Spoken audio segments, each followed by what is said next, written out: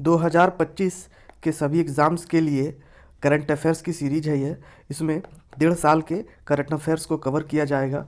पहला सवाल है, हाल ही में गान नगई उत्सव किस राज्य में मनाया गया है? तो यह सही आंसर है, मणिपुर में मनाया गया है। गान नगई उत्सव जो है वह जेलियान ग्रेंग जनजाति जो मणिपुर, असम और नागालैंड में निवास करती है, वहाँ की जनजाति है और उन लोगों के द्वारा मनाया जाता है। तो गान नगई उत्सव किससे संबंधित है? तो मणिपुर से संबंधित है। मणिपुर हाल ही में अपनी जातीय हिंसा के लिए चर्चा में रहा था और वहाँ के सीएम बीरेन सिंह ने हाल ही में इस्तीफा दे दिया है। अगला सवाल है, ब्रिक्स समूह का 10वां पूर्ण सदस्य देश कौन सा बना है? तो देखिए, ब्रिक्स का 10वां सदस्य जो है वह इंडोनेशिया है। ठीक है, वर्ष 2024 का ब्रिक्स समिट कजान में आयोजित किया गया था। कजान कहाँ है? तो कजान रूस में है। ब्रिक्स के बारे में थोड़ा जान लेते हैं। देखिए, ब्रिक्स की स्थापना के बारे में जान लेते हैं कि ब्रिक्स की स्थापना जो है साल 2009 में ब्राज़ील, रूस, भारत और चीन ने की थी और 2010 में दक्षिण अफ्रीका यानी साउथ अफ्रीका भी इसमें शामिल हो गया था। और जनवरी 2024 से मिस्र यानी कि इजिप्ट, इथोपिया, ईरान, यूएई को इसमें शामिल कर लिया गया था। ब्रिक्स का मुख्य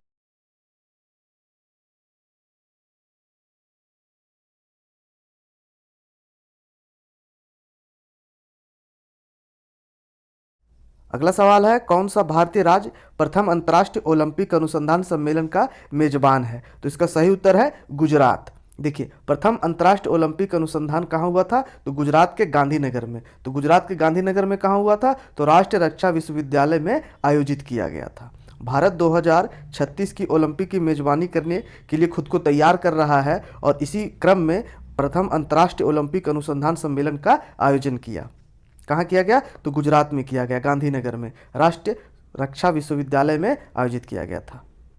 अगला सवाल है, सीआरपीएफ के नए महानिदेशक किसे नियुक्त किया गया है? तो इसका सही उत्तर है ज्ञानेंद्र प्रताप सिंह। किसे नियुक्त किया गया है? ज्ञानेंद्र प्रताप सिंह। देखिए, सीडीएस हमारे देश के जो चीफ होते हैं, chief of defence staff, CDS, वो जनरल अनिल चौहान है। और आर्मी में chief of the army staff कौन है? तो जनरल उपेंद्र द्विवेदी। उपेंद्र द्विवेदी क्या है? थल सेना अध्यक्ष हैं। वही chief of the air staff कौन है? तो air chief marshal AP Singh है। ठीक है, आर्मी में जो सर्वोच्च रैंक का अधिकारी होता है उसे जनरल कहते हैं, एयरफोर्स में एयर चीफ मार्शल कहते हैं और नौसेना में एडमिरल कहते हैं। तो नौसेना में कौन है प्रमुख? Chief of the naval staff कौन है? तो एडमिरल दिनेश त्रिपाठी हैं। दिनेश त्रिपाठी जी जो है chief of the naval staff है। Chief of the air staff कौन है? तो एपी सिंह है। ठीक है, और chief of the army staff कौन है? तो जनरल उपेंद्र द्विवेदी हैं।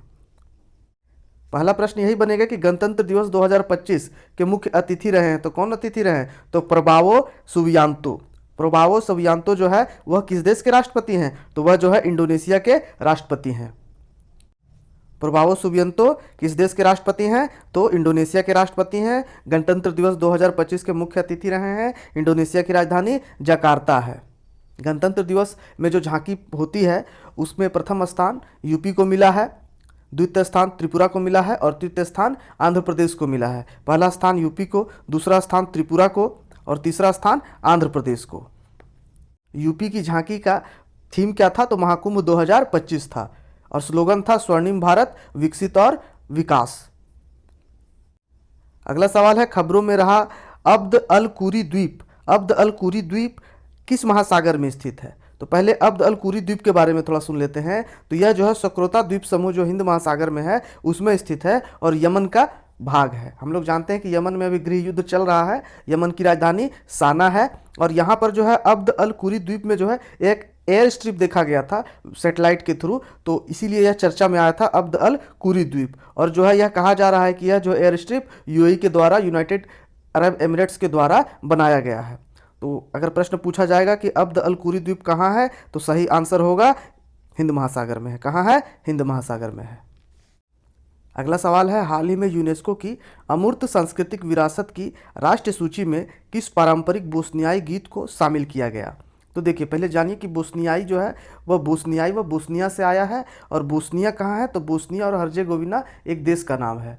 आपने सराजेवो का नाम सुना होगा, तो सराजेवो जो उसकी राजधानी है बोस्निया हर्जेगोविना की, तो वहीं पर एक गीत है बोस्नियाई गीत। इसको यूनेस्को ने अपनी अमूर्त सांस्कृतिक विरासत की राष्ट्रीय सूची में शामिल किया है। तो वह गीत का क्या नाम है? सेवडालिंका।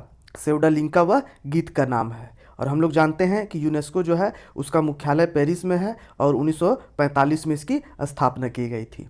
यूनेस्को जो है United Nations educational scientific cultural organisation इसका नाम है। United Nations education scientific cultural organisation इसका पूर्ण रूप है।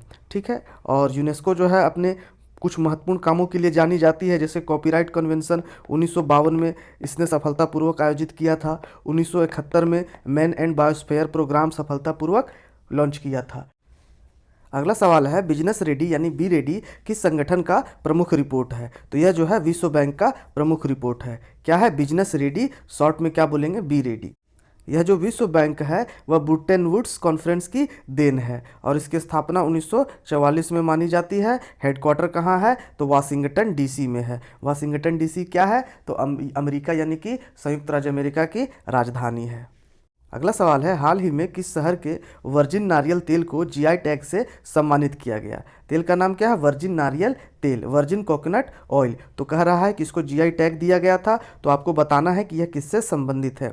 तो यहाँ पर लक्षद्वीप है, अंडमान निकोबार है, अंडमान भी है और निकोबार भी है। ठीक है, निकोबार अंडमान और पुद्दुचेरी। तो इसका सही आंसर है निकोबार। यह जो वर्जिन नारियल तेल जो है वह निकोबार से संबंधित है। इसे कहा जाता है निकोबारी वर्जिन नारियल तेल।